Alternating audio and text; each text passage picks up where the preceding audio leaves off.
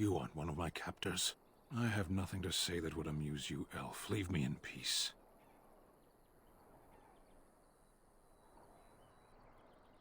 I'm in a cage, am I not? I've been placed here by the Chantry. The revered mother said he slaughtered an entire family, even the children. It is as she says. I am Sten of the Beresad, the vanguard of the Kunari peoples.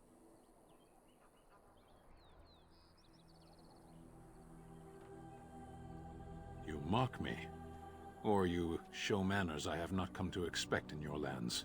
Though it matters little now, I will die soon enough. This is a proud and powerful creature, trapped as prey for the Darkspawn. If you cannot see a use for him, I suggest releasing him for mercy's sake alone. Mercy? I wouldn't have expected that from you. I would also suggest that Alistair take his place in the cage. Yes, that's what I would have expected. I suggest you leave me to my fate.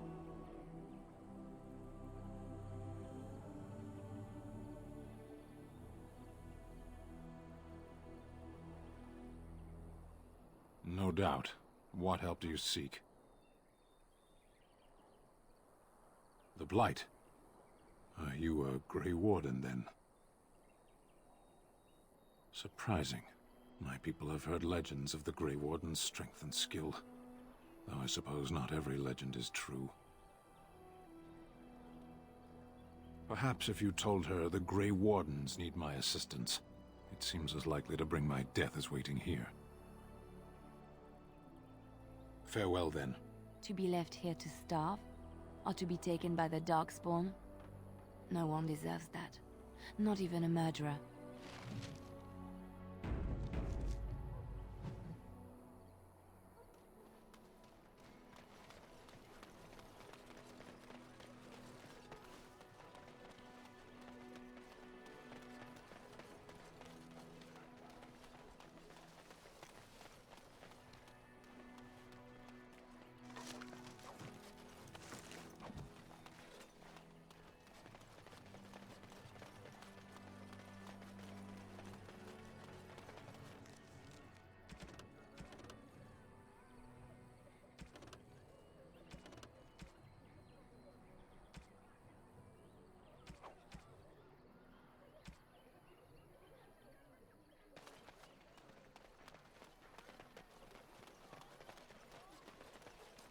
These Darkspawn corrupt the earth. The air turns to blackness. Even if they are defeated, can we ever return home?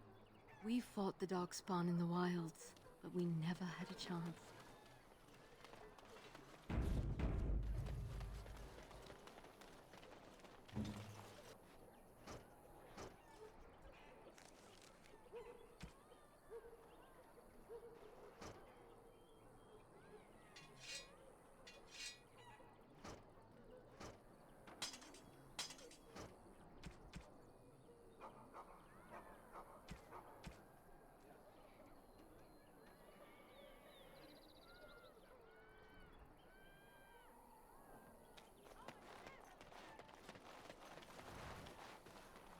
As you like.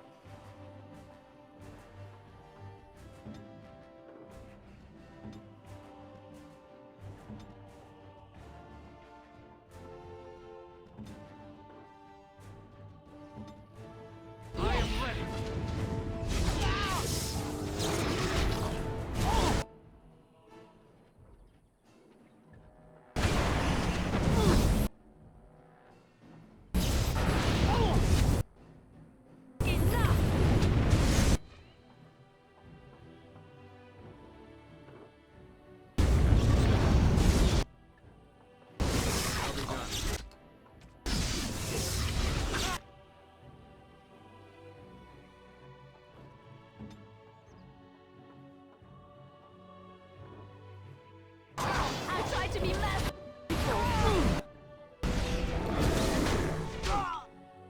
Now we do.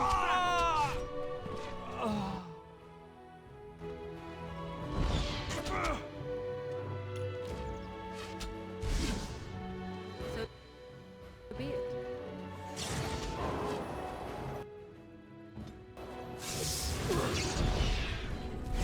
The battle is finished. It is begun.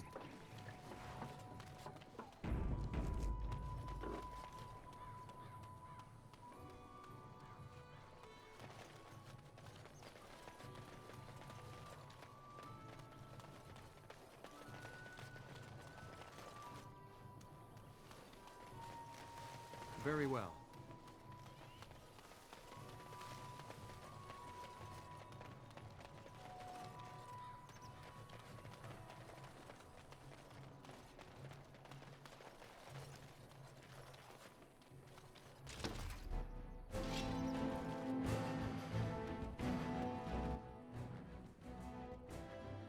It shall be done.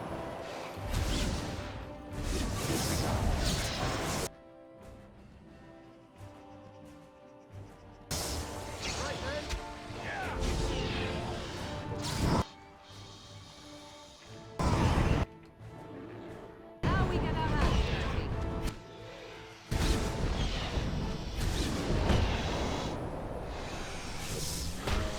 Another battle, I see. Skill has won the day.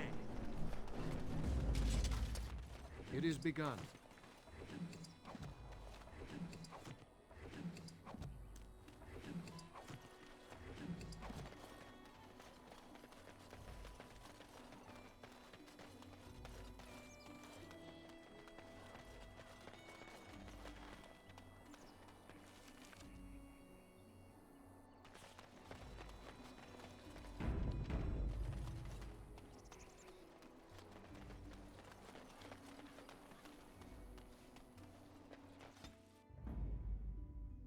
Of all the...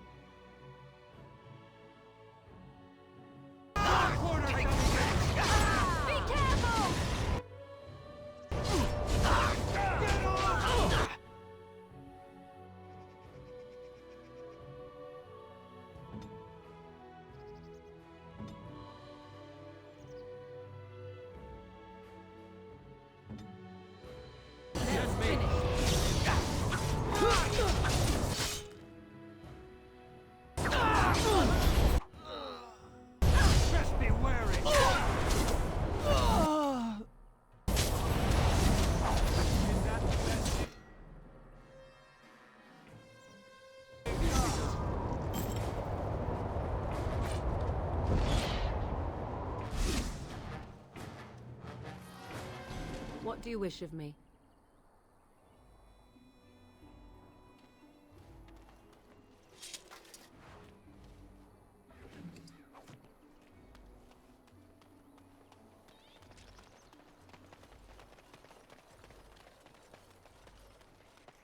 Very well. I shall.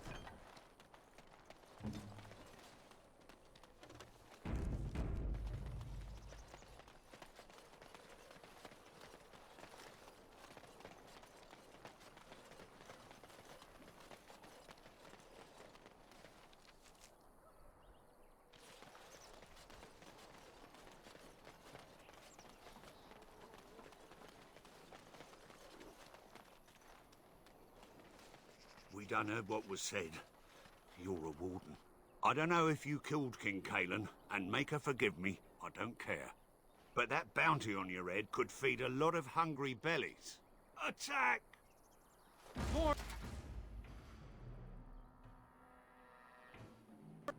enemies ahead!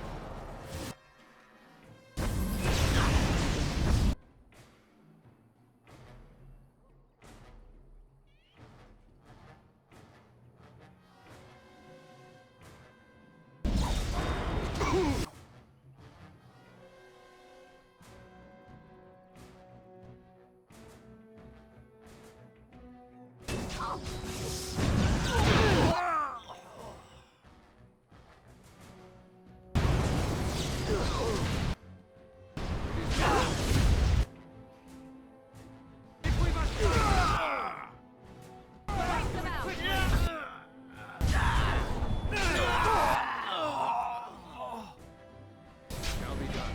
It is begun.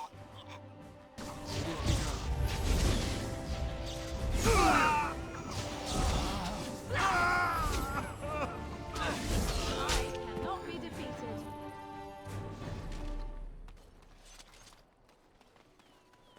I shall do it.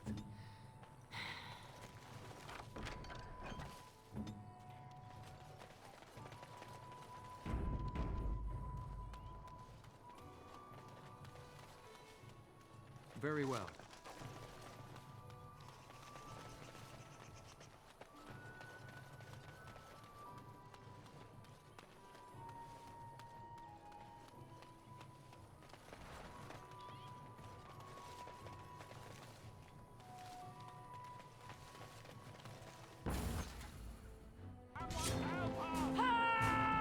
Someone help us!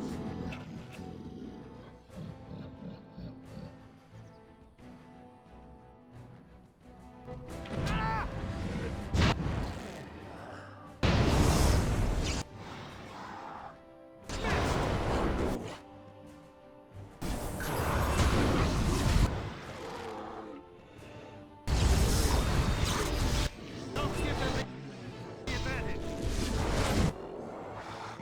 Let's end it!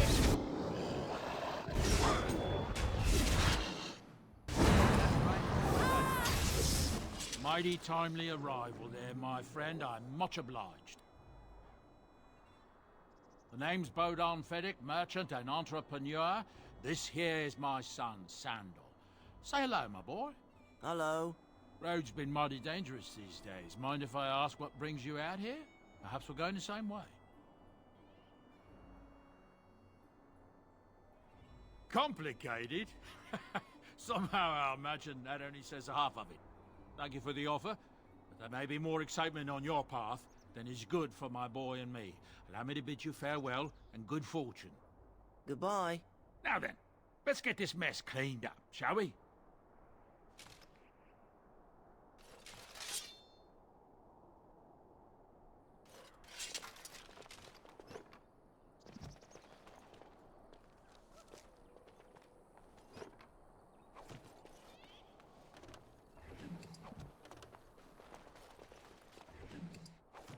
I shall do it.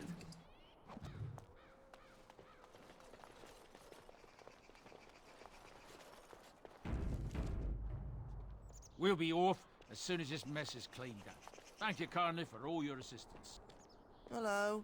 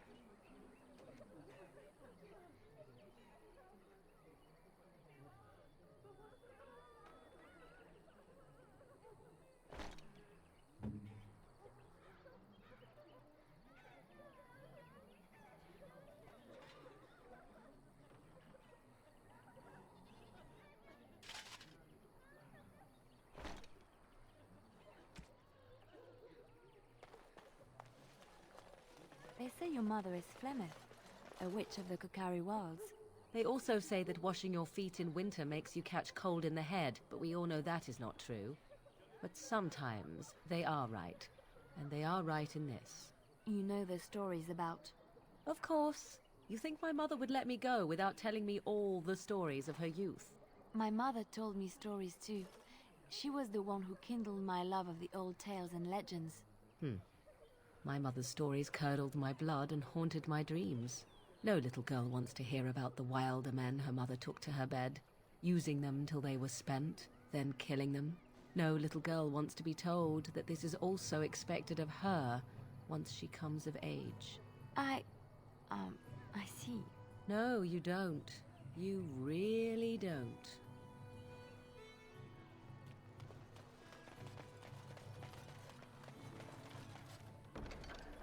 Let him take notice and shine upon thee, for thou hast done his work this day.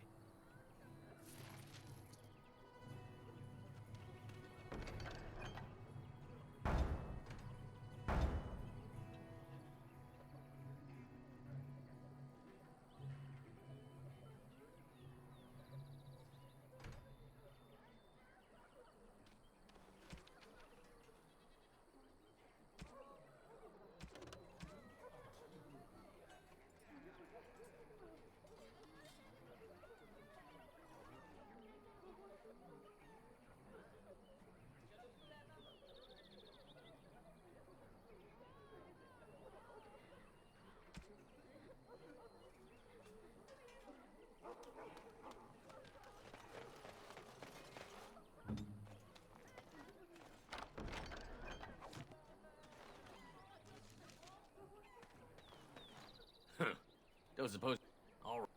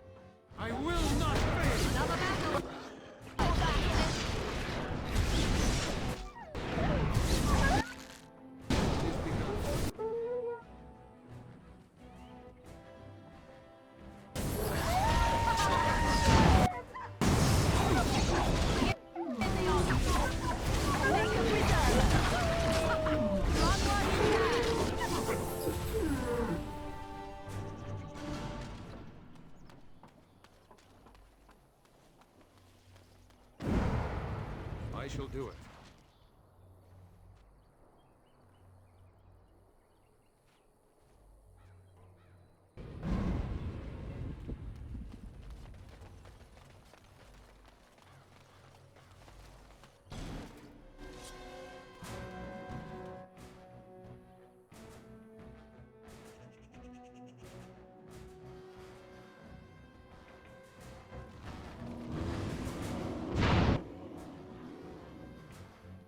Very well. I shall do it. It is begun. I shall do it.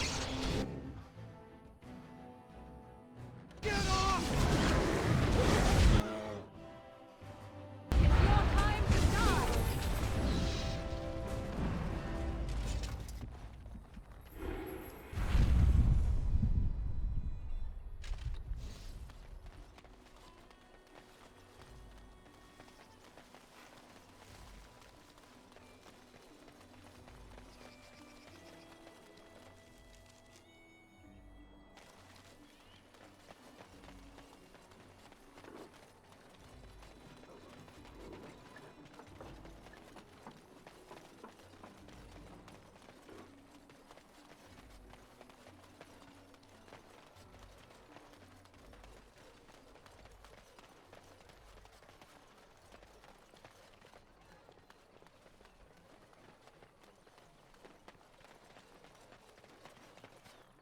The path of righteousness is full of hardship, but the Maker smiles upon its travelers. And the stars stood still, the winds did quiet, and all animals of earth and air held their breath. All was silent in prayer and thanks.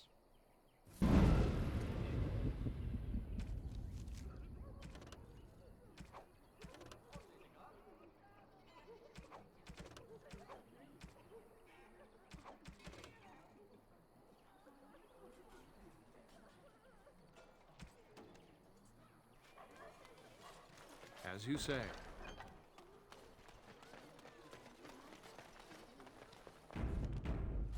Very well.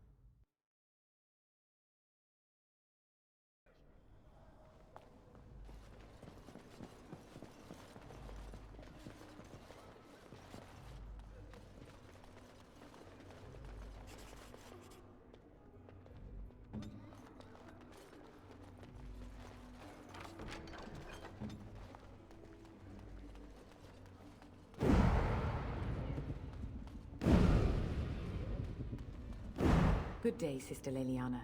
I'm surprised to see you're still in Lothering. It is good to see you as well, Your Reverence. Is there something I can do for you, then?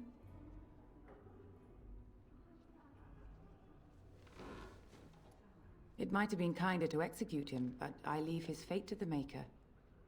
Why does he interest you?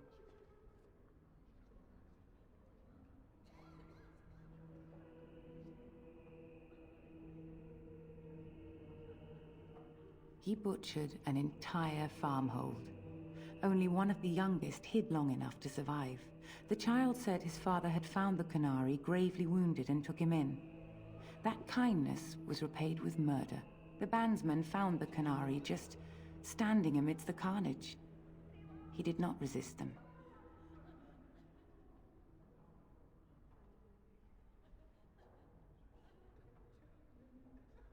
He would not say, though he acknowledged his guilt. Even the seasoned knights who apprehended him were disturbed by the carnage. However docile he appears, do not be fooled. That Canary is a danger.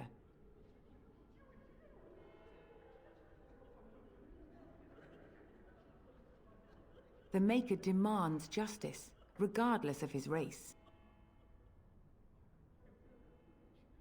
Then his next victims might count you and me as their murderers.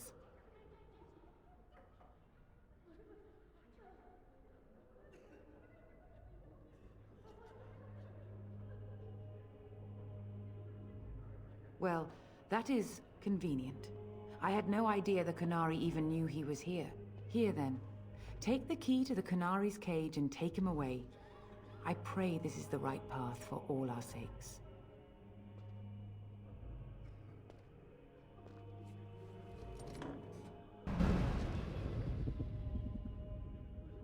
Yes?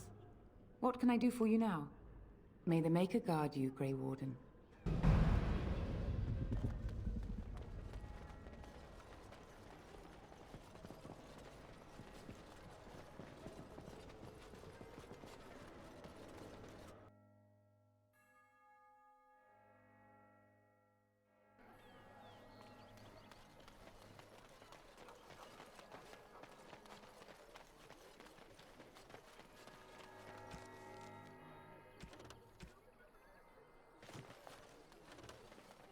So, let me get this straight. You were a cloistered sister? You must have been a brother before you became a Templar, no? I never actually became a Templar. I was recruited into the Grey Wardens before I took my final vows. Do you ever regret leaving the Chantry? No, never. Do you? Yes. You may not believe it, but I found peace there. The kind of peace I've never known. It used to get so quiet at the monastery that I would start screaming until one of the brothers came running. I would tell them that I was just checking. You never know, right? No, I never did anything like that. I enjoyed the quiet. Suit yourself. The look on their face was always priceless.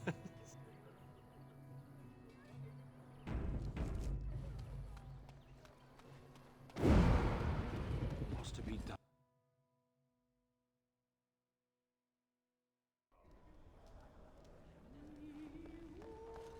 But I still don't have food to sell.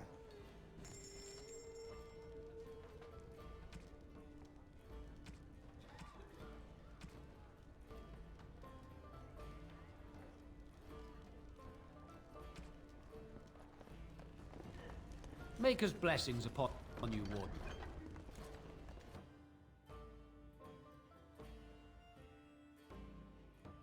So what does a darkspawn look like, anyhow? You ever seen one?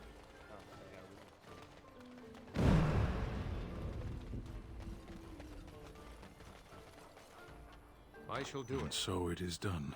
I will follow you into battle. In doing so, I shall find my atonement.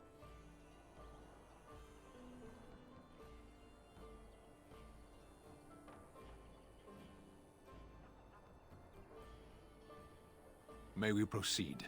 I am eager to be elsewhere.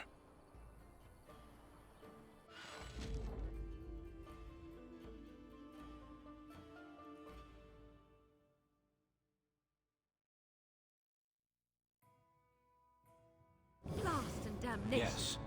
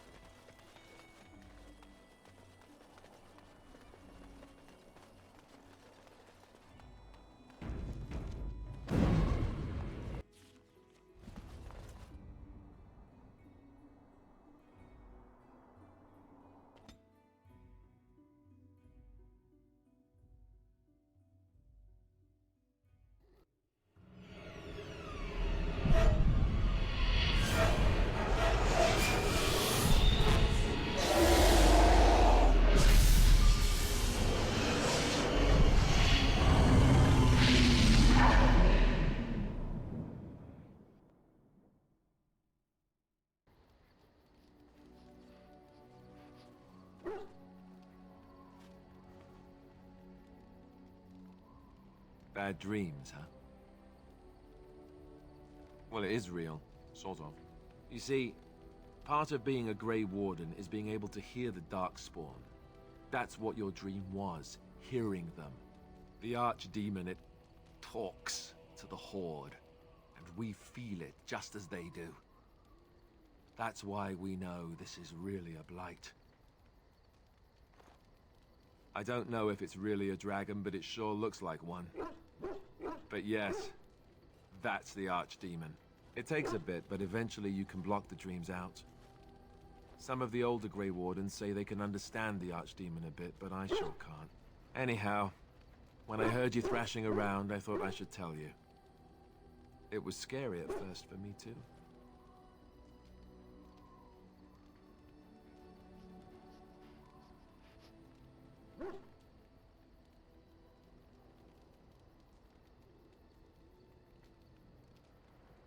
Other than dying young and the whole defeat the Blight alone thing, no. I'm all tapped out for surprises. Anyhow, you're up now, right? Let's pull up camp and get a move on.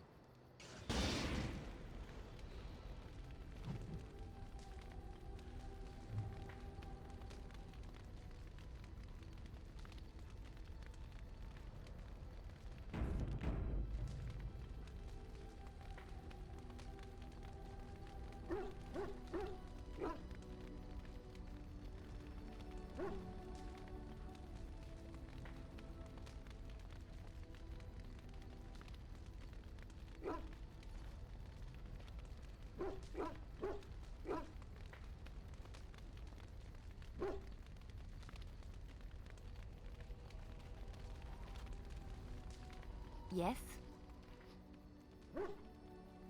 Well, here I am.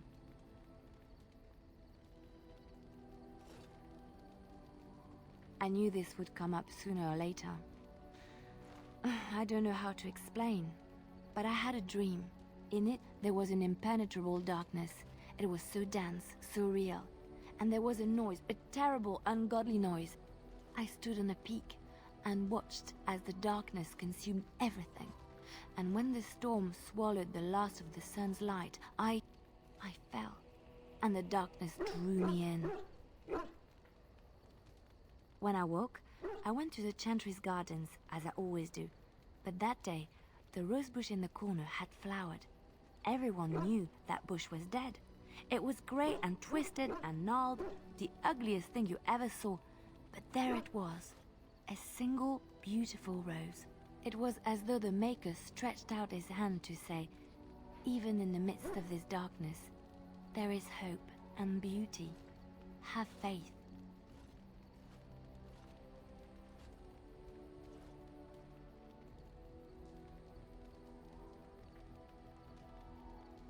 In my dream, I fell, or maybe I jumped. I'd do anything to stop the Blight. I know that we can do it. There are so many good things in the Maker's world. How can I sit by while the Blight devours everything?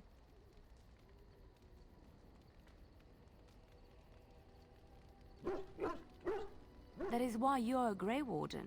Come, there's a Blight to stop.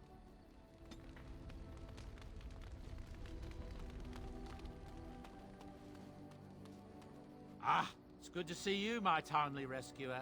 Bodon Fennec, at your service, once again. I saw your camp and remember the kind offer that you made the last time we met. And is there anywhere safer for a poor merchant and his son to sleep? I think not. I'm perfectly willing to offer you a fine discount for the inconvenience of our presence. How does that sound? Good? Yes?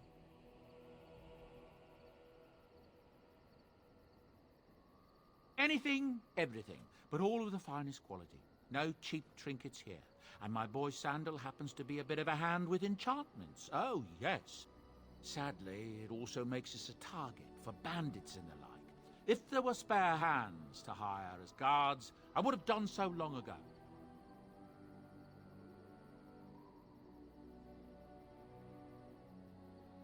I'm sure you'll be pleased with the goods my boy and I have collected, and with your discount.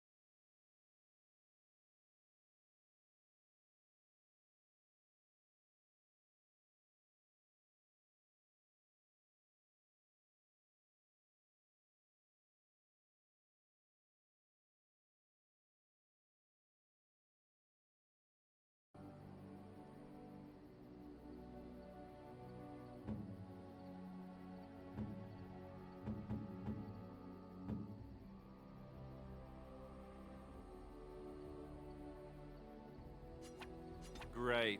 Super. Thanks. And you give this to me, why? That's lovely, I suppose.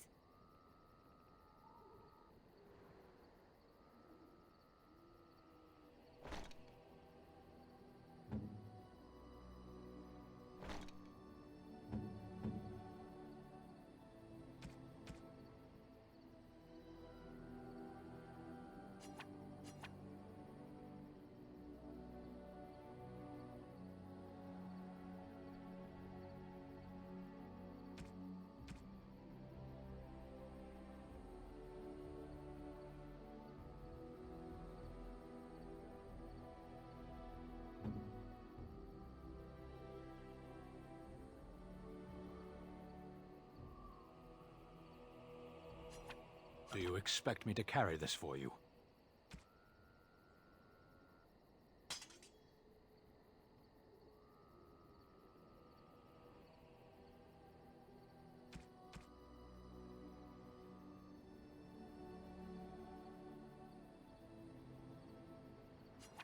I am impressed. My thanks.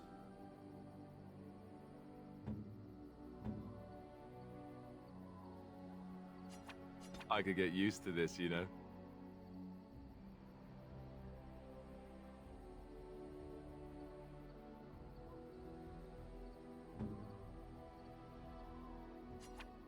I am grateful. 'Tis thoughtful indeed.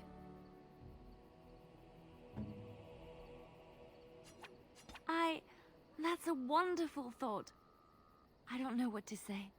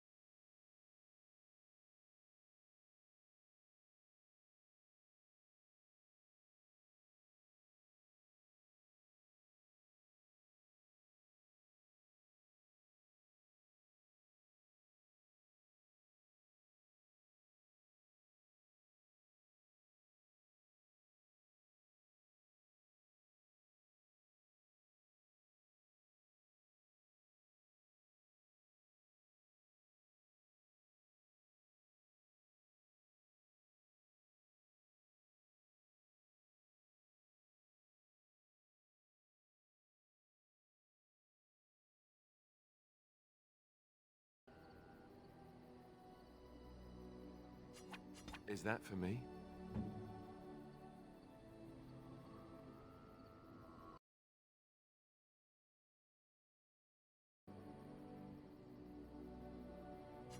A fine gift. You have my thanks. Oh, how dear of you. Thank you so much.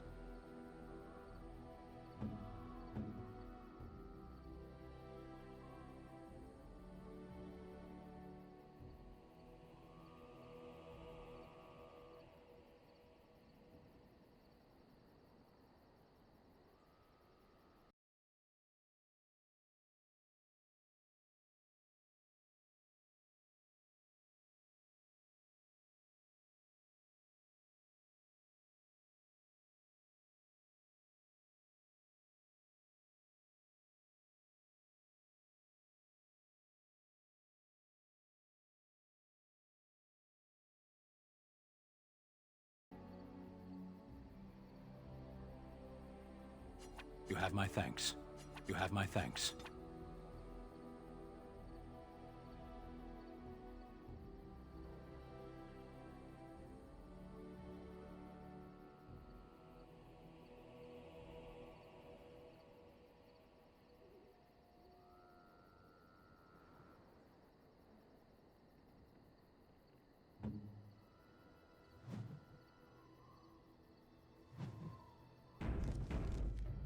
Hello. The boy's a bit simple, but he's rather good with enchantments. One of those tranquil fellas actually called him a... what was it now? A savant. I had no idea such a thing existed. He can fold lyrium into almost any weapon or piece of armor, though naturally some of the more extravagant materials will take more lyrium than others. It's a process that some of the master smiths back in Orzammar will perform, but my boy here is just as adept at it. Isn't that right, boy? Enchantment! And there you have it.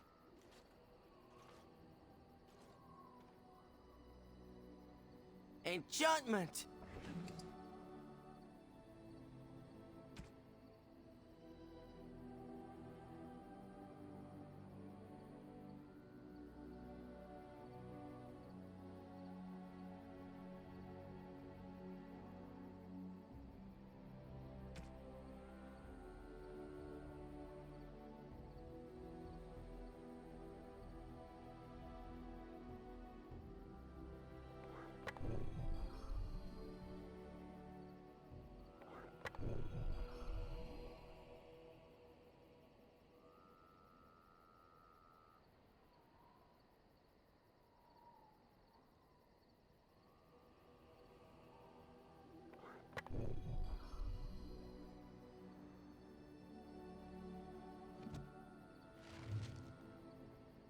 Enchantment?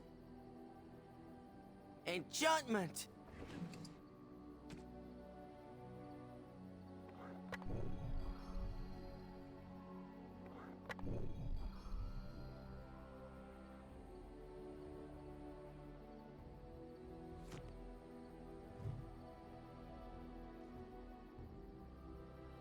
If there's anything I can do for you, please, please tell me. I'm sure you'll be pleased with the goods my boy and I have collected, and with your discount.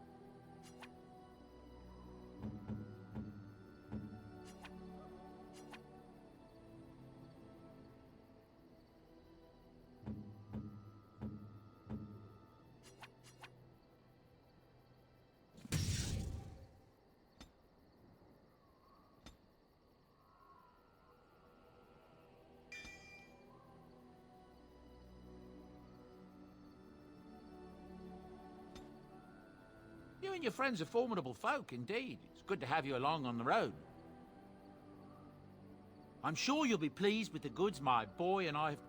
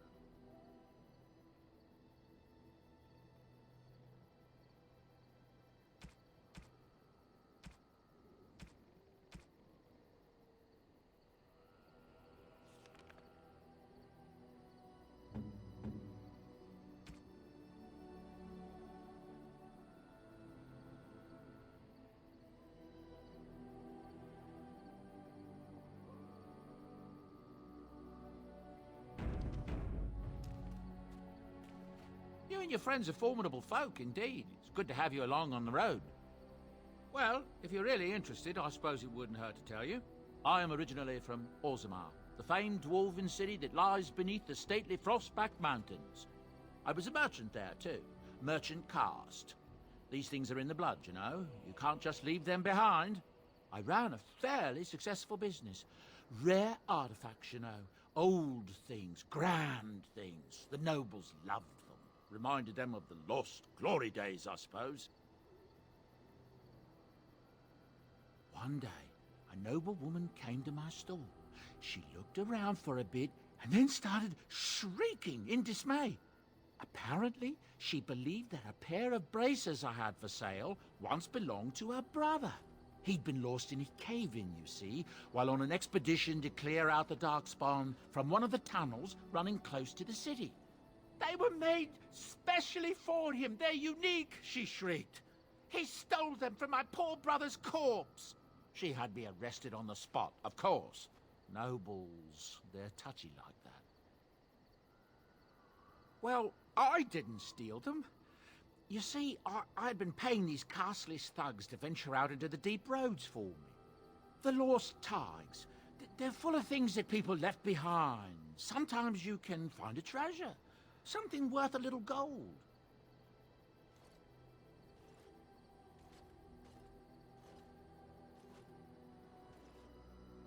That's exactly how I see it.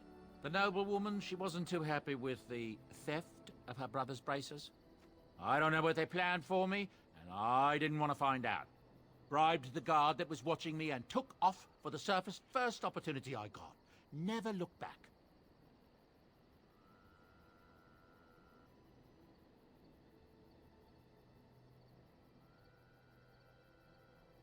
Yes, here I am.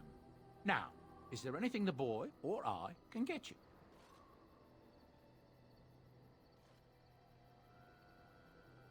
Look, we don't rob people, all right? We don't take things from people that need them. The things in the Lost Tigers, what good did they do lying there? I brought them back to Orzammar, where people could look at them and remember. It's not all that different up here. There are places long abandoned by the humans everywhere. Even more now with the Darkspawn coming. People flee from the Blight with good reason, but they forget things. Things with value and meaning. They leave them behind because they're frightened and desperate. And sometimes, my boy and I, we find our way to these places before the Horde descends, and we save these things. I take them away so the Darkspawn don't get them. Is that so bad? They destroy everything they touch.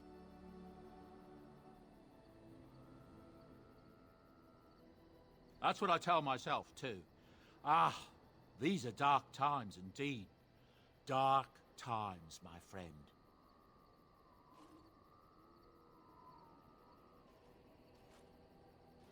Ah, yes. I'm married to a fine woman back in Denerim, it's true. She'd give me a son if she could, but that's not likely to ever be. Sandal here. I found him in the deep roads years ago. Abandoned, I think, and he was never quite right in the head. I took him in, and I brought him with me when I came here to the surface. It may not be my blood, true, but I think of him as one. We left Orzammar. That's right, boy. Maybe one day we'll see it again.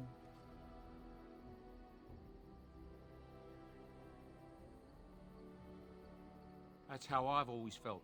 As long as he's happy, so am I. It's not as if I don't benefit, mind you. Turns out the boy's a natural working with enchantments. He might have even been lyrium-addled. I never thought of that before, to be honest. Happens sometimes. He can work an enchantment into just about anything, however, given some time. Could probably open his own shop, if he knew how. Enchantment. Well, he does seem to enjoy it, at least. Alessa Isolde, the young Orlesian woman that married Arl Eamon, I hear tell she tried to poison her husband so she could marry his brother, Bantegan. Maker's honest truth. That's what I've heard on the road, anyhow. Take it for what it is. People are disappearing all over the country. Folks on the road say they are seeing wagons abandoned, belongings left in the middle of the road with no one to be seen anywhere. Remote farmholds are left empty, horses left without riders, and no corpses to be found. The Darkspawn are taking them, there's no other explanation. That's what I've heard on the road, anyhow. Take it for what it is. I don't know what to tell you. Nothing I can think of at the moment.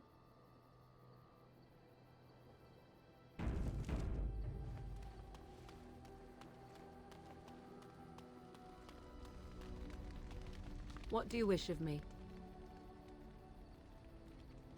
If you must.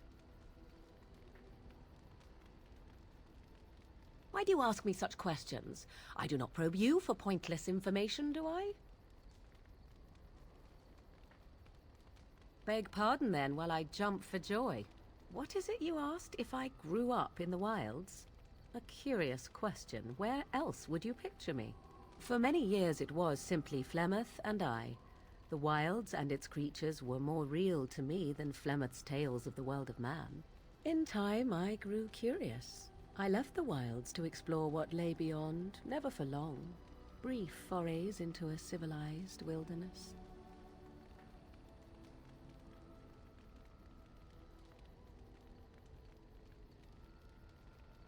Would you not do the same? Your world is an unforgiving and cold place. The wilds I hail from is home to me, and I a natural denizen. For all that I had been taught, however, the truth of the civilized lands proved to be overwhelming. I was unfamiliar with so much. So confident and bold was I, yet there was much that Flemeth could never have prepared me for.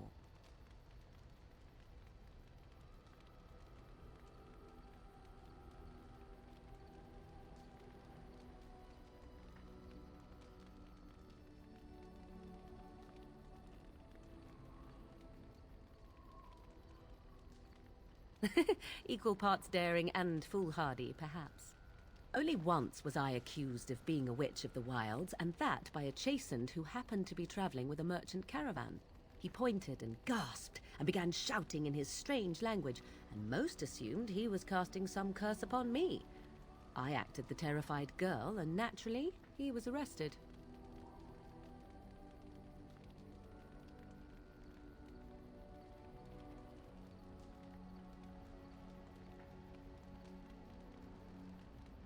Who cares? As I recall, he was executed. The point being that I was able to move through human lands fairly easily. Whatever humans think a witch of the wild looks like, 'tis not I. Not that I did not have trouble. There are things about human society which have always puzzled me, such as the touching. Why all the touching for a simple greeting?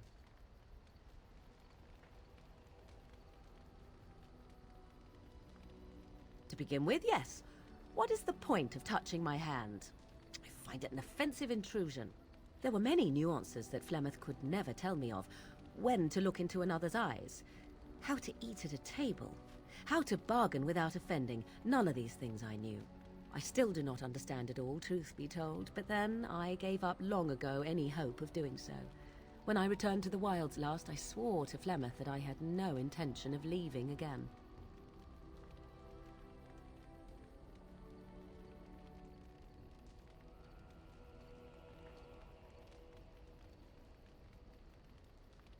Yes?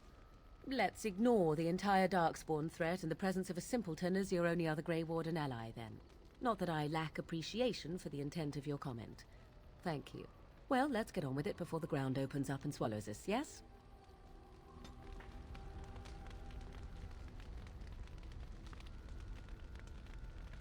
Yes?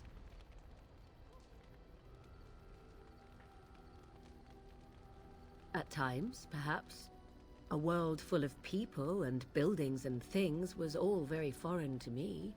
If I wished companionship, I ran with the wolves and flew with the birds. If I spoke, 'twas to the trees.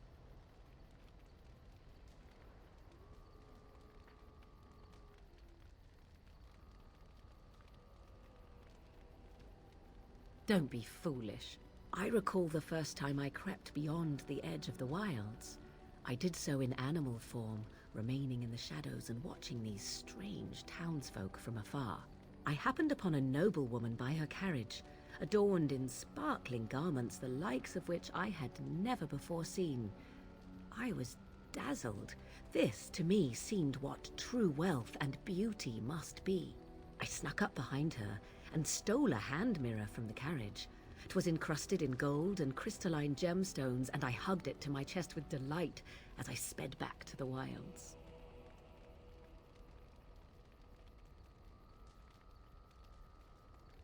Flemeth was furious with me. I was a child and had not yet come into my full power, and I had risked discovery for the sake of a pretty bauble. To teach me a lesson, Flemeth took the mirror and smashed it upon the ground. I was heartbroken.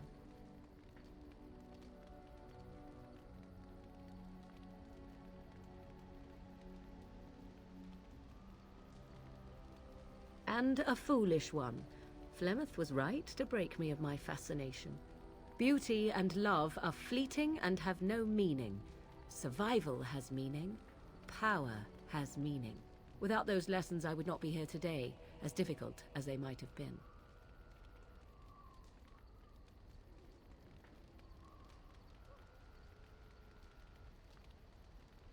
They did indeed. To return to your original question, perhaps my time in the wilds was indeed lonely, but such was how it had to be. I find myself at times wondering what might have become of the girl with the beautiful golden mirror, but such fantasies have no place amidst reality.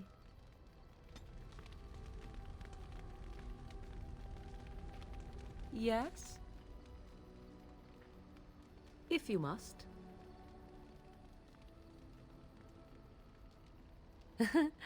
You are very cute to ask so many questions.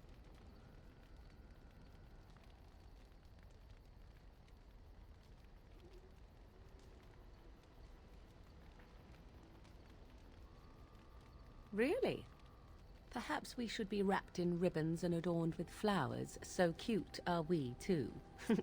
My mother has been hunted from time to time, yes, by Templar fools like Alistair, which should tell you how successful they generally were. Flemeth made a bit of a game of it, in fact. The Templars would come again, and she would look at me and smile and say that the fun was to begin once more.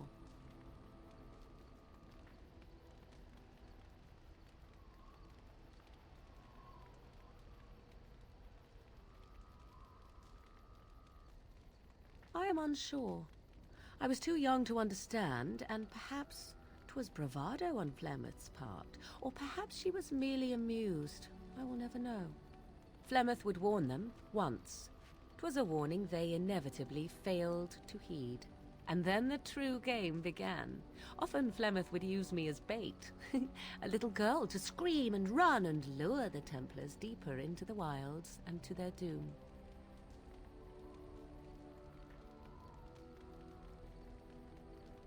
Sometimes. Eventually.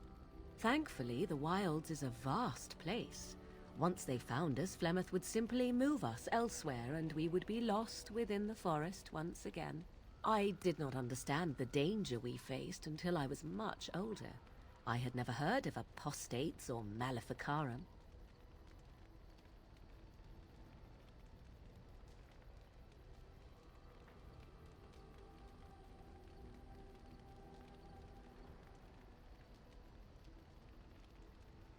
You do not know? The Zealots use that word for any magic they do not control. The Chantry sees any mages not leashed to the circle of Magi as apostates. And apostates could become maleficarum, evil mages that resort to blood magic and become demon-enslaved abominations. It may even be true. Still, those of us who prefer freedom see no reason to submit.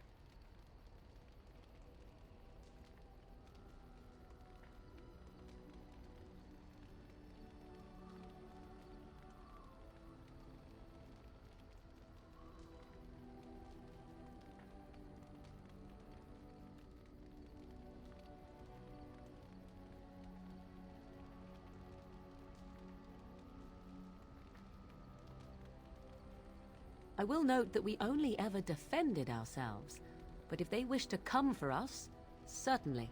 Enough of this talk. Let us return to the task at hand.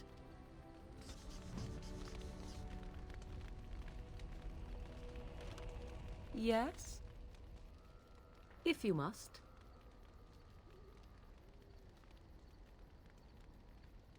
Well, that depends, does it not? What does she seem to be?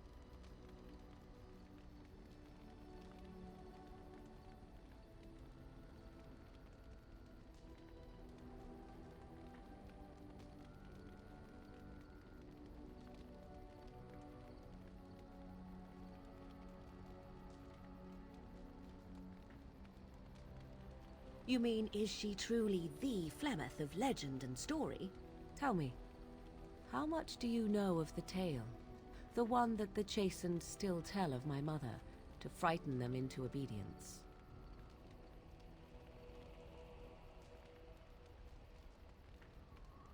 I can relay what Flemeth once told me herself, and you can decide whether or not 'tis the truth, if you desire.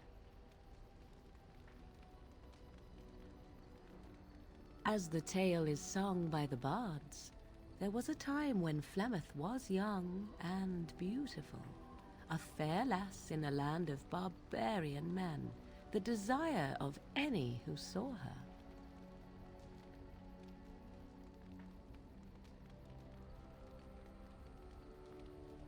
Many centuries before this land was even named Ferelden.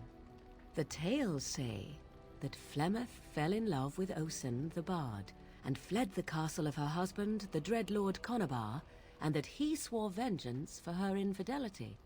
In truth, my mother claims that 'twas Osen who was her husband, and Conabar the jealous lord who looked on from afar. Lord Conabar approached young Osen and offered him wealth and power in exchange for his lovely wife, and Osen agreed.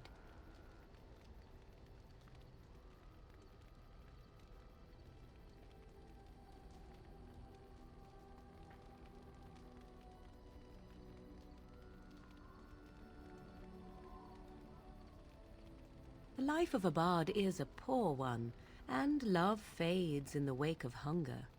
'Twas Flemeth who suggested the arrangement.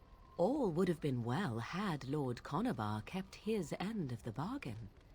But he was a foul man who bargained with coin he did not possess. Osen was led off to a field and slain, left for dead. Flemeth spoke to the spirits and learned of the deed, and swore revenge.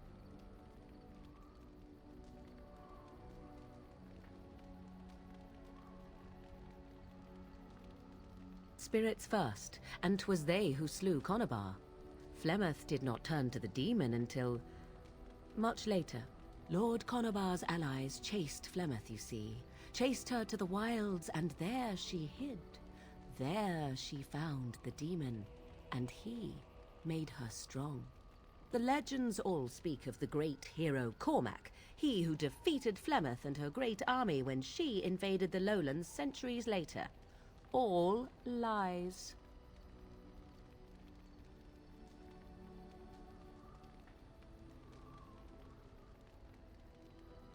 The truth of the matter is that there was never an invasion. As Flemeth tells it, the Chastened never raised an army under her banner, and she never fought with any warrior named Cormac. Cormac led a brutal civil war against his own people, and later claimed it was to vanquish evil that had taken root amongst the lords. Thus, he was hailed a hero. Flemeth was only attached to the legend much later. Perhaps 'twas due to the great war with the Chastened that eventually came, but Mother claims not to know how it began.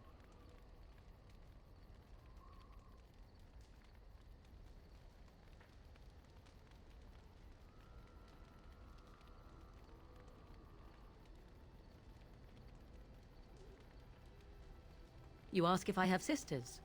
I have asked of this myself. The stories tell of many witches of the wilds after all, not just the one, and these tales existed long before I did. Flemeth refuses to speak of other daughters, if they existed, so should I believe I am her first? I doubt that too.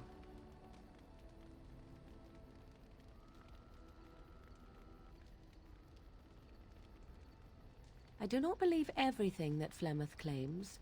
Oft it seems her bitterness has colored her memories. But on the whole, yes, I believe this tale, if not all.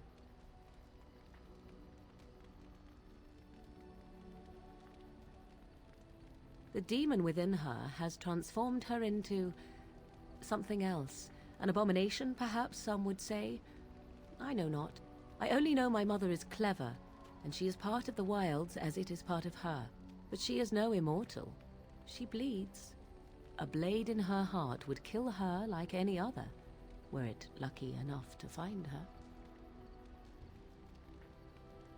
How often is this usually? Always? If not always, then when is it not true? There are more things in this world and the next than you or I could ever hope to understand.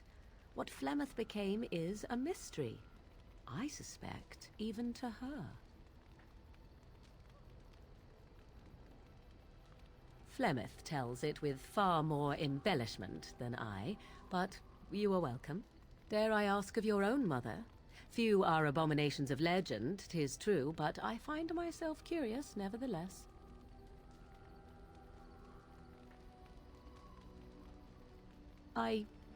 Nothing. I wish to know nothing more. I find myself a little envious, to tell the truth. But it matters not. Let us move on.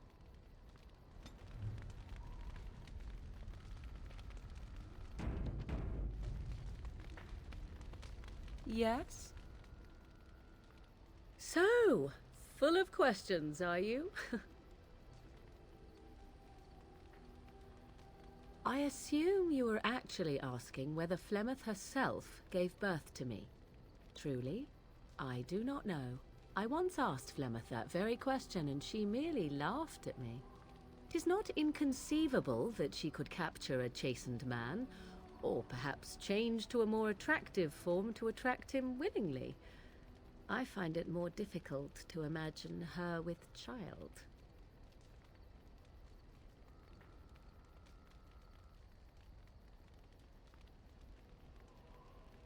As a matter of fact, I remember her being younger once. She had black hair, much like my own, long and lustrous. But how could that be if she is centuries old? Has she become wizened only recently? Or are the tales of her legend only that, and nothing more? I do know the tales of Flemeth having many daughters, even though I have never met another. And Flemeth has always treated me as her blood.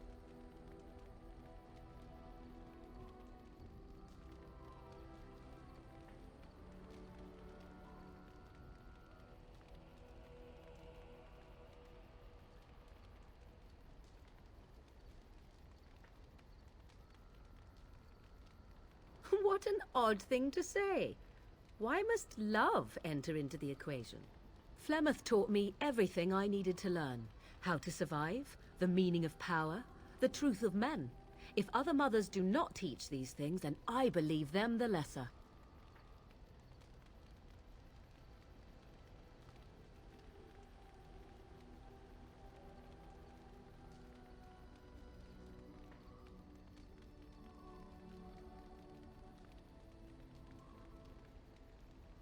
You suppose it's true?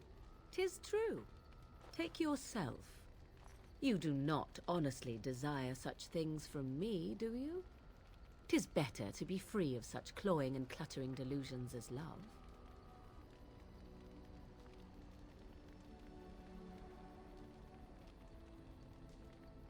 I do not consider it a limitation. Not leaping into a burning building also happens to be an experience best avoided. I tire of this discussion. Let us move on, shall we?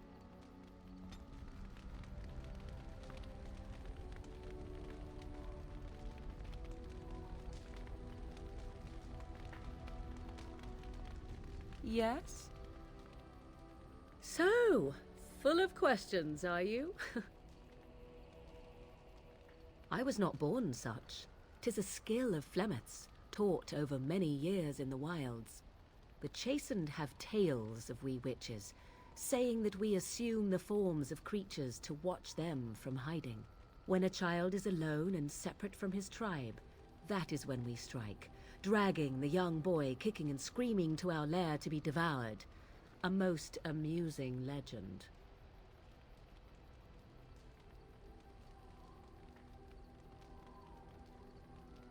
Changing her form, certainly, Devouring lost children, I cannot say. She has not done it in my experience, though in truth my lifespan is but a fraction of her own. Why do you ask? Is there something specific you wish to know? The form of an animal is different from my own. One may study the creature, learn to move as it does, think as it does. In time, this allows one to become as it is. I gain nothing by studying another human. I already am the same as they are. I learn nothing. So the answer is no, my human form is the only one I possess.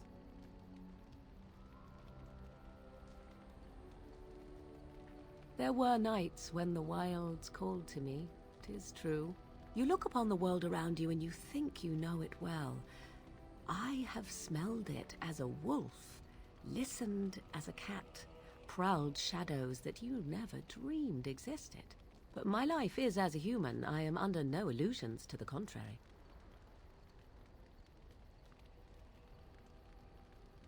Anyone with sufficient will, but the act of transformation is a magical one. 'Tis a spell and thus requires a mage's talents. Indeed, you could learn the spells required if I cared to teach you.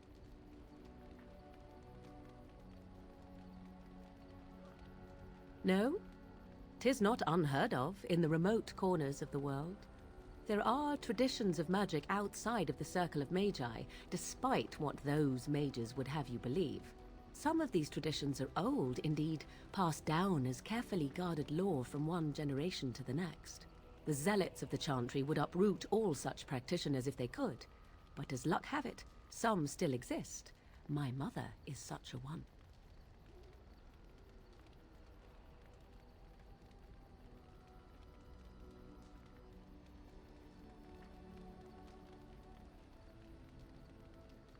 Not all apostates use the forbidden blood arts.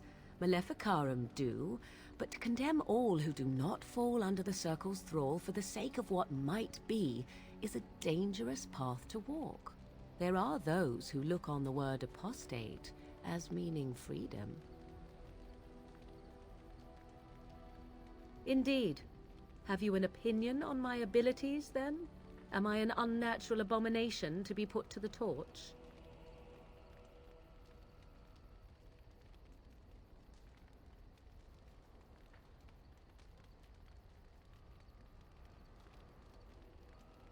Oh, you're simply full of surprises, little man, aren't you? But enough of such talk. Let us proceed, lest the dust gather on us.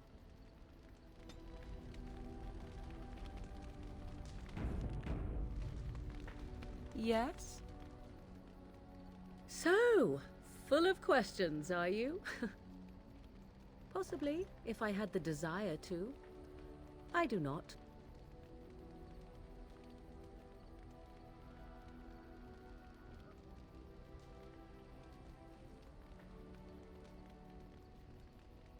I was told to accompany you and to help you, and that I shall. This may extend to the teaching of my mother's skills in time. For now, I simply do not know you well enough. I promise nothing.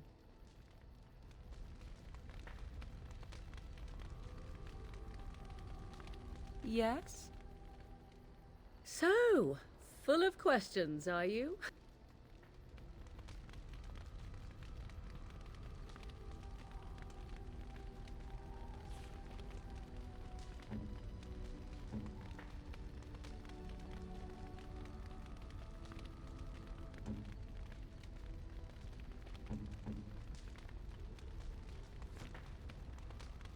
Yes? We are in camp, so 'tis as good a time as any.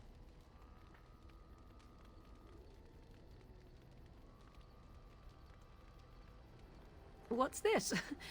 'Tis a rather odd discussion you seem to desire, leaning in so closely. Not unless you stop.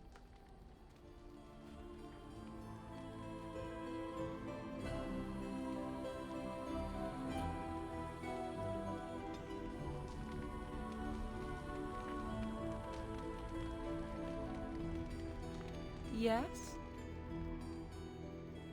So, full of questions, are you?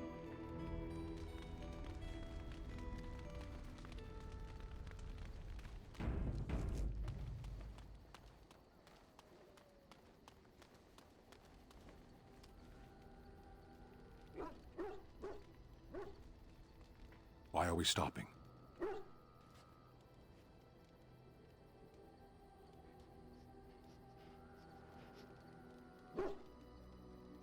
There are darkspawn to be fought. Is this delay needful?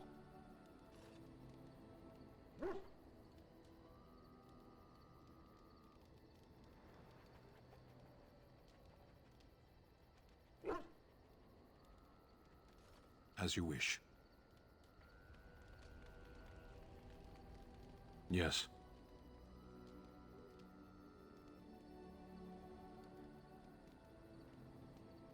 Speak, then. Then I suggest we move on. I am hardly surprised. To answer a question.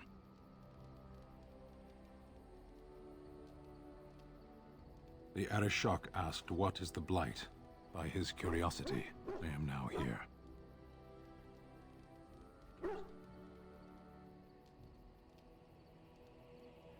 The one who commands the Antam, the body of the Kunari.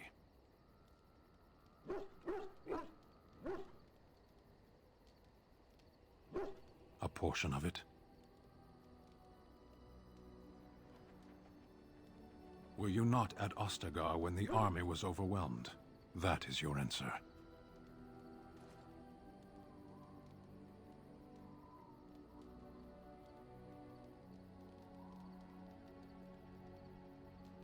Why do you?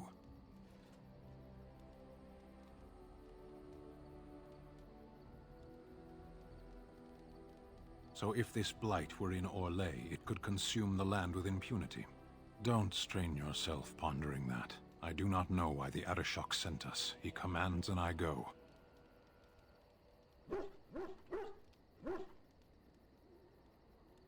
Yes.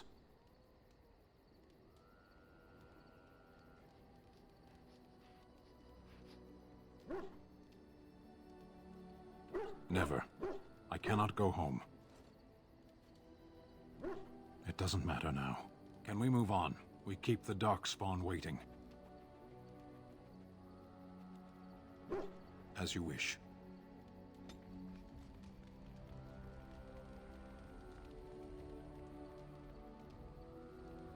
Yes.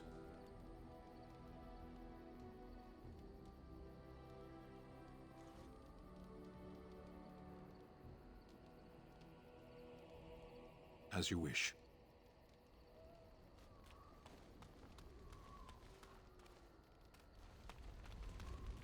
What do you need? Ask away. Essentially, they're trained to fight. Chantry will tell you that the Templars exist simply to defend. But don't let them fool you. They're an army. The other main purpose for a Templar is, of course, to hunt mages. To that end, we train in talents that drain mana and disrupt spells.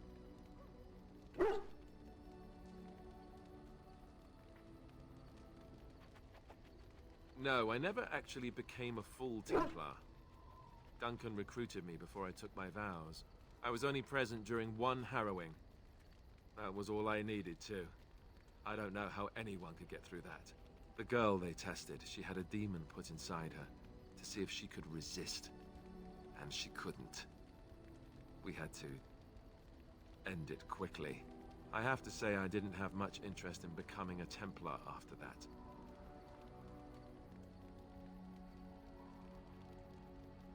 You could call it that, sure. The Chantry doesn't look on it the same way, however, since really our talents only work on mages. Against a regular person, I'm just a guy in a metal suit.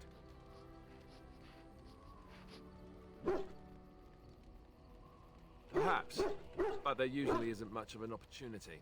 The Chantry keeps a close rein on its Templars.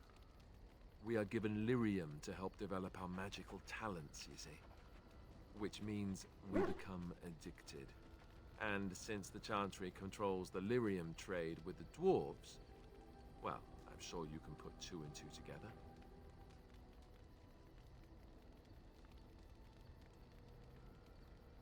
Thankfully, no.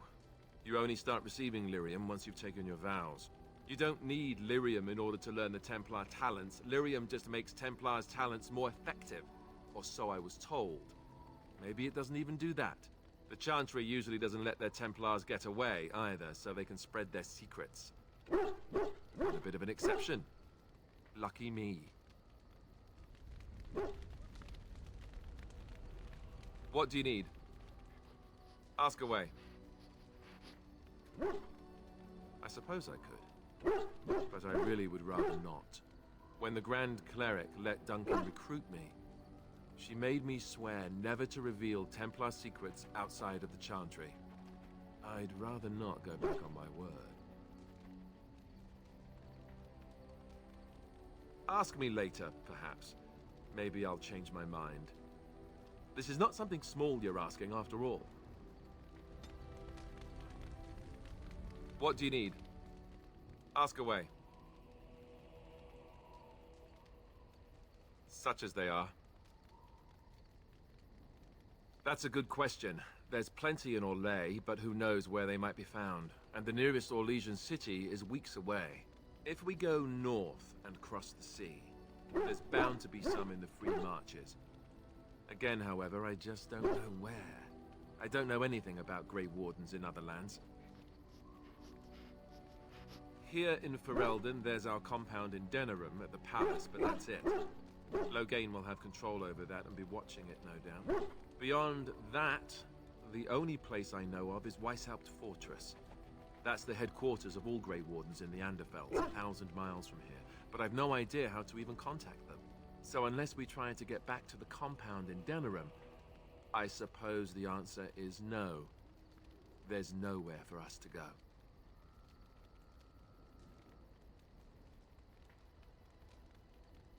I mean, eventually we would have to use the joining to make more Grey Wardens, right?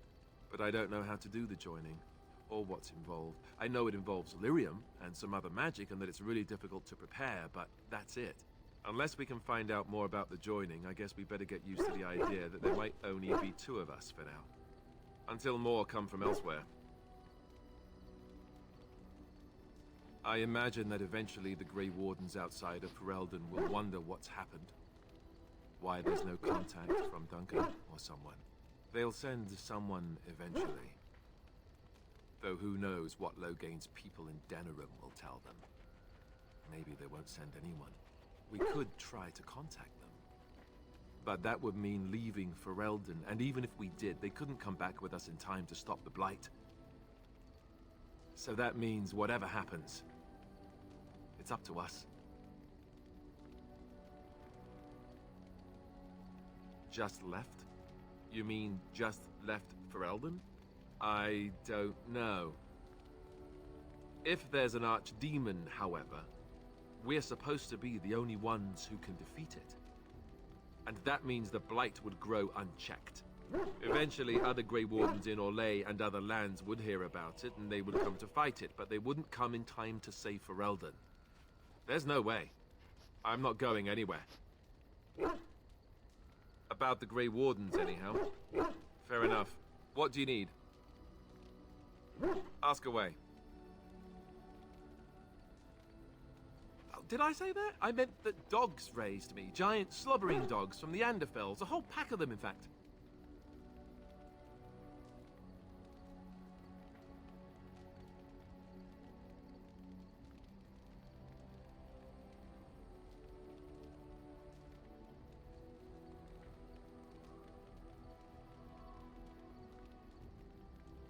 Oh, there you go, listening to me again. You'd think you'd have gotten past that already. I ended up in the Chantry, sure, but I didn't start there. Let's see, how do I explain this? I'm a bastard.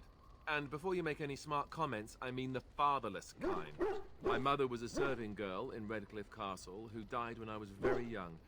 Arleman wasn't my father, but he took me in anyhow and put a roof over my head.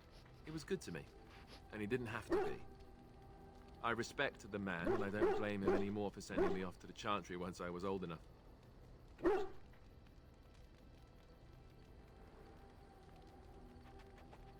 Arleman eventually married a young woman from Orlais, which caused all sorts of problems between him and the king because it was so soon after the war. But he loved her. Anyhow, the new Arlessa resented the rumors which pegged me as his bastard. They weren't true, but of course they existed. The Arl didn't care, but she did. So off I was packed to the nearest monastery at age 10, just as well. The Arlessa made sure the castle wasn't a home to me by that point. She despised me.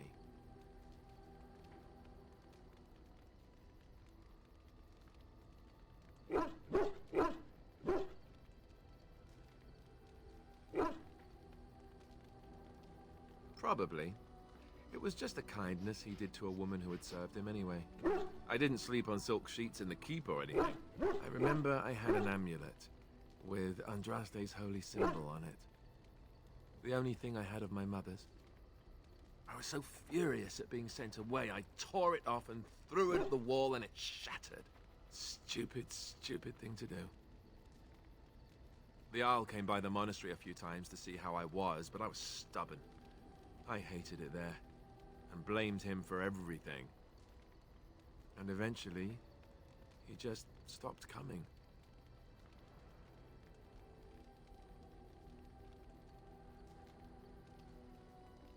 And raised my dogs. Or I may as well have been, the way I acted. But maybe all young bastards act like that. I don't know.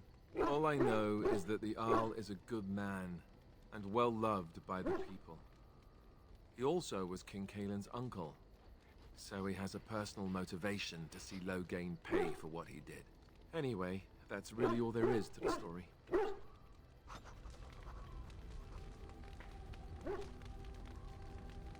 What do you need? Ask away. Have you seen the uniform? It's not only stylish, but well made. I'm a sucker for good tailoring.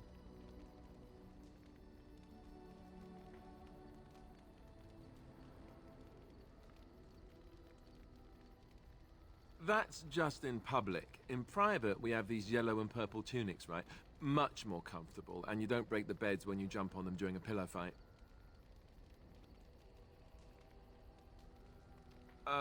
Pillow fights? I mean, no, of course not. I meant sword fights. With rusty swords, dripping with acid. The kind that puts hair on your chest. You don't really want to know about my being a Templar, do you? It's really quite boring.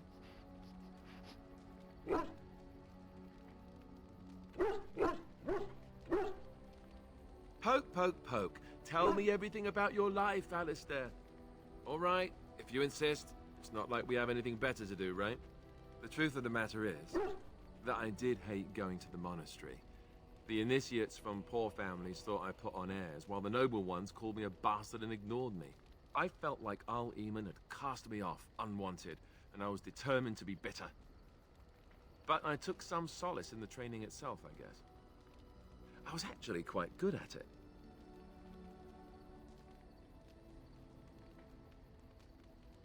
The education, mostly, but also the discipline.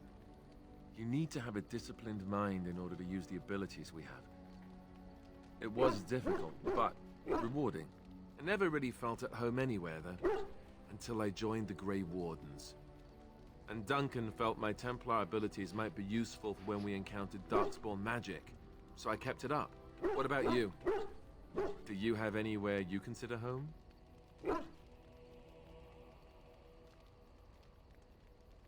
We won't always be traveling like this, you know. Once the war is over, once the Blight is... well, a time will come when we'll have to think about having a real home again. Though that seems like a far ways off. And I suppose the Grey Wardens are gone for good, either way.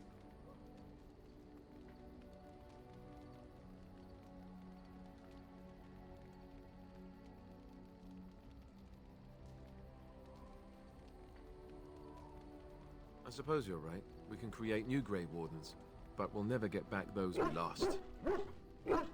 I wonder if it would ever feel the same. Anyhow, now I've sidetracked us.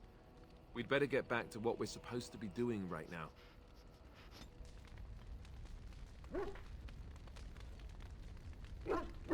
What do you need? What do you need? Ask away. Such as they are. About the Grey Wardens, anyhow. What do you need?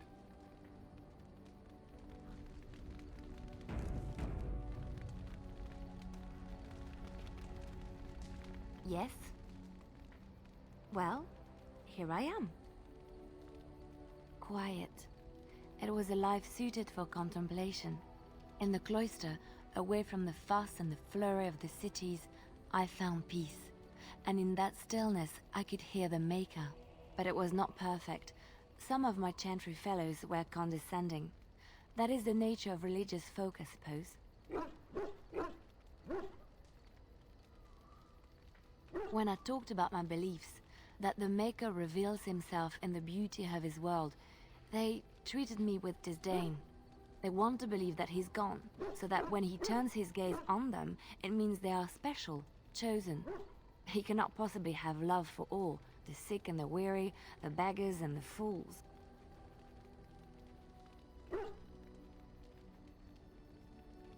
What can I say to them?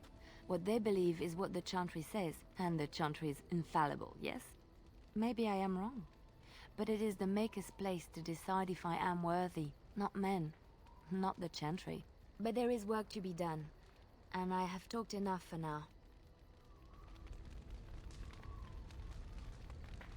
Yes? Well, here I am. What is meant by someone like me? Did you think I was always a cloistered sister? The Chantry provides succor and safe harbor to all who seek it. I chose to stay and become affirmed. We affirm our belief in the Maker, in Andraste and the Chant, but other than that, there are no vows taken. I was a traveling minstrel in Orlais. Tales and songs were my life. I performed, and they rewarded me with applause and coin. And my skill in battle? Well, you pick up different skills when you travel, yes? Yes, of course. Let's move on.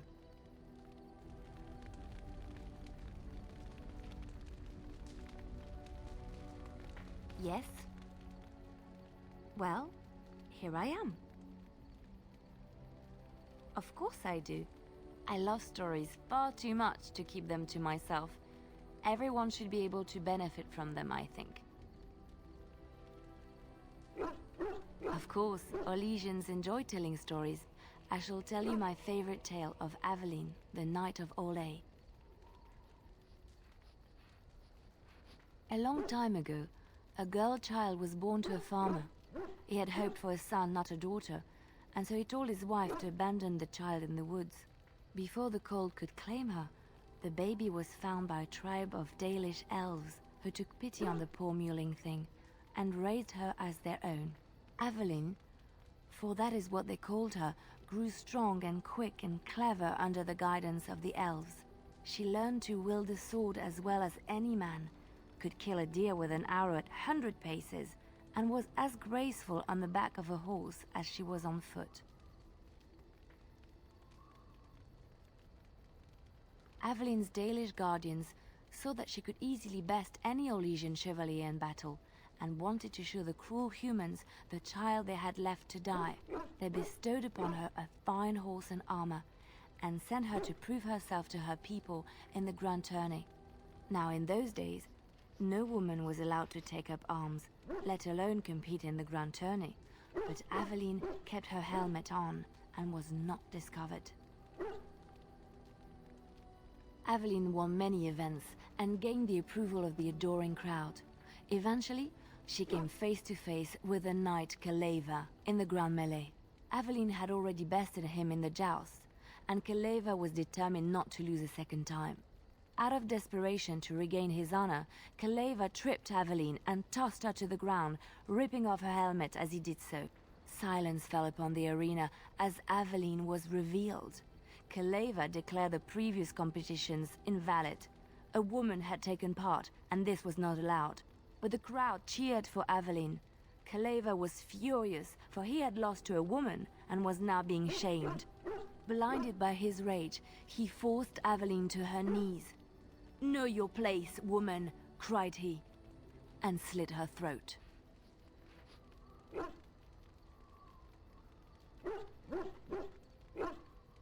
The son of the king, Prince Freyan, was present. He recognized Aveline's skill and bravery and began to see the injustice done to the women in his land. When he was made king, he rewrote the laws of Orlais so that women could also become chevalier.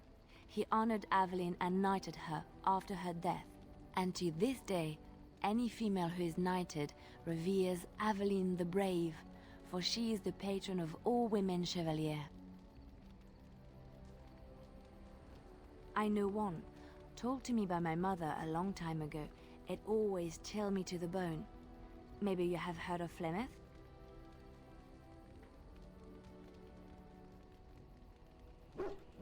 Ferelden mothers scare their daughters with talk of Flemeth. They say that if you're bad, Flemeth will spirit you away and bind you to her forever. They also say that Flemeth mourns her lost beauty and will steal yours through your looking glass if she catches you. Flemeth's beauty was known throughout the land. She had hair like unto a moonless night, skin as pale as winter's first snow, and eyes as beautiful and perilous as the sea. When she came of age, she came to the attention of the Lord of Highever, Conobar, and he took her for his wife. Conobar soon learned that his young bride had the gift of magic. He kept this a secret, for he feared that she would be taken from him. Flemeth stayed with Conobar for some years, and with his blessing, she practiced her art. And then one day, a young poet named Osen came to the castle. Flemeth was captivated by Osen's voice, and he by her beauty, and they fell in love. Flemeth longed to be with her true love, and she and Osen fled from Conobar's lands, seeking refuge in the Kokari wilds with the Chasing tribes. They lived there happily for many a year, till the day Flemeth received news that Conobar was dying and longed to see her face one last time.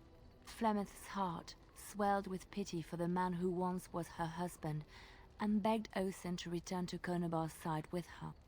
But when Flemeth and Osen entered Highever, they were captured by Conobar's men, and Osen was slain in front of Flemeth's eyes. Flemeth was imprisoned in the highest tower of the castle, there to await Conobar's judgment on her. Distraught at the loss of her love, Flemeth plotted revenge against her husband. She summoned a fey demon, intending for it to wreak vengeance on Conobar. But a spell went awry. The demon possessed Flemeth. Turning her into an abomination, the halls of the castle ran red with blood as Flemeth slaughtered Conobar and all his men.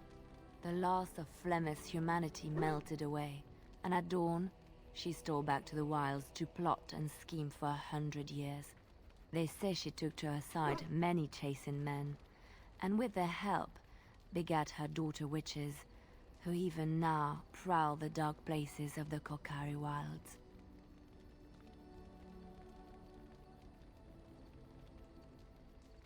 Chantry law says it is man's pride that created the Darkspawn. In ages past, the mages of the Tevinder Imperium ruled much of the world we know. In their pride, they thought their magics invincible and imagined that they were greater than the Maker himself.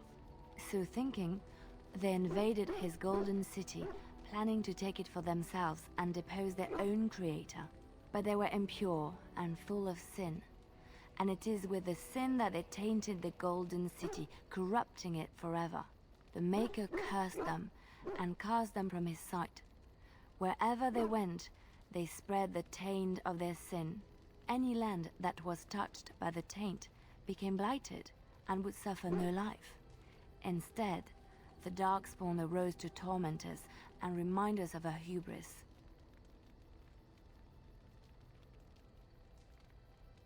Which one?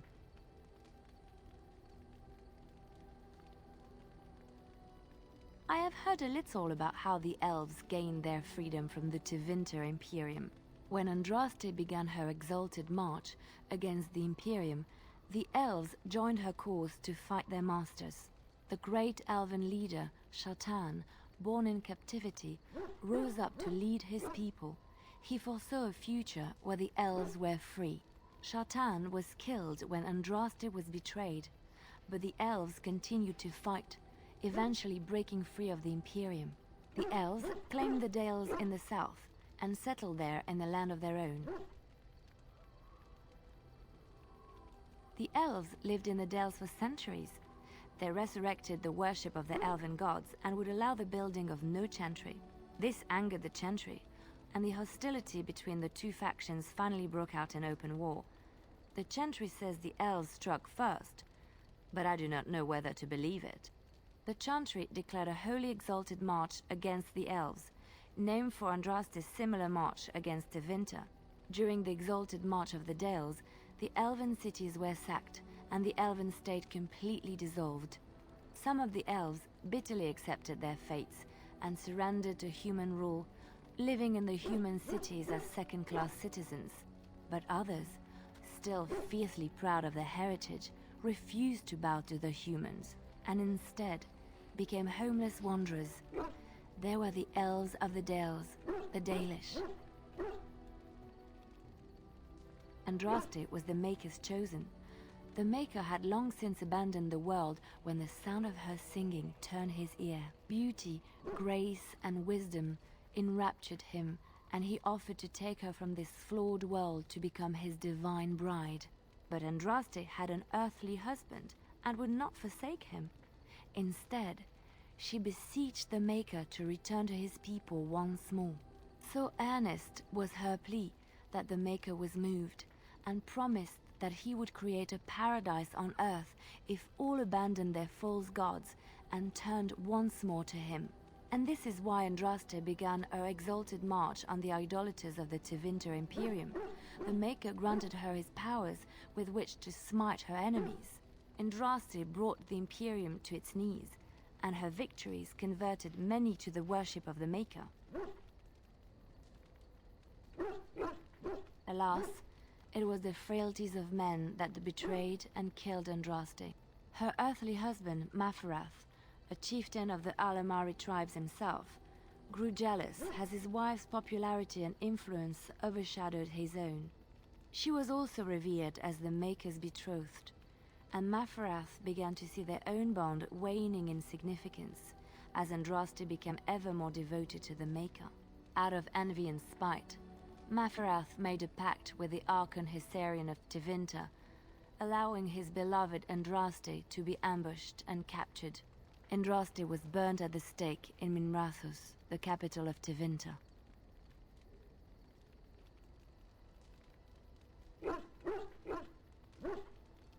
The Tevinter Chantry claims that in Andraste's last moments, Hysarian's heart softened, and he heard the voice of the Maker telling him to end her suffering. He plunged his sword into her heart, and as her blood washed over his hands, he became one of the faithful. Dissenters said that the Archon only converted because he could not stem the tide of Andraste's cult, and was forced to do so to stay in power. We will never know for sure.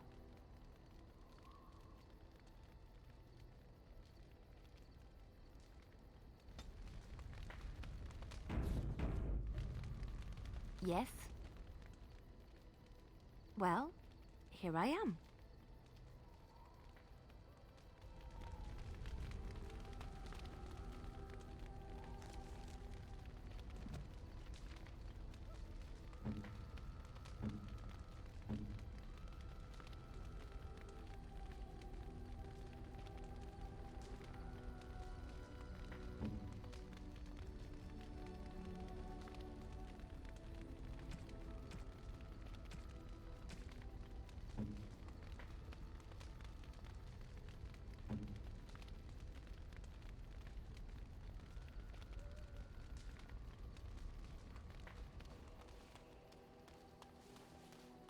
You and your friends are formidable folk, indeed. It's good to have you along on the road.